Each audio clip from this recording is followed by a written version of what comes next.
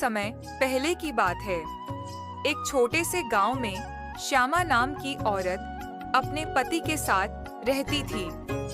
उसका पति एक गरीब मगर ईमानदार किसान था।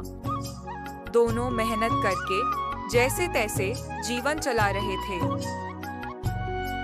लेकिन श्यामा को हमेशा दूसरों से तुलना करने की आदत थी। जब भी वह किसी को अच्छा पहनते या खाते देखती, तो उसका मन और ज्यादा चाहता। वह हमेशा कहती, भगवान हमें इतना कम क्यों देते हैं? काश कोई जादू होता। एक दिन श्यामा जंगल में लकड़ियां बीनने गई। तभी उसे एक चमकती हुई हांडी जमीन पर पड़ी मिली।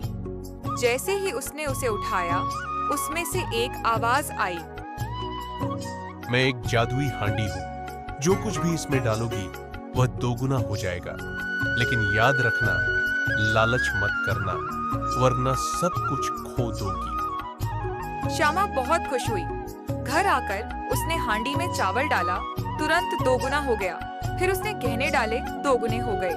वह और उसका पति बहुत खुश हुए। धीरे धीरे श्यामा का लालच बढ़ता। उसने हांडी में सोना, कपड़े, मिठाइयाँ, गहने सब कुछ डाला और दोगुना करती गई। एक दिन उसने सोचा, अगर मैं खुद को हांडी में डाल दूं, तो क्या मैं भी दोगुनी हो जाऊंगी? उसने बिना सोचे समझे हांडी में कूदने की कोशिश की। तभी हांडी से जोर की आवाज आई, अरे मूर्ख, मैंने कहा था कि लालच मत करना। और हांडी अचानक गायब हो गई और उसके साथ ही श्यामा की सारी दौलत भी चली गई। अब श्यामा और उसका पति फिर से पहले की तरह गरीब हो गए।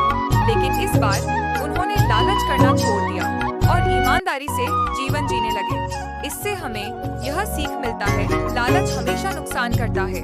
जो मिला है उसमें खुश रहना सीखो, वरना जिंदगी में सब कुछ खो भी सकते हो।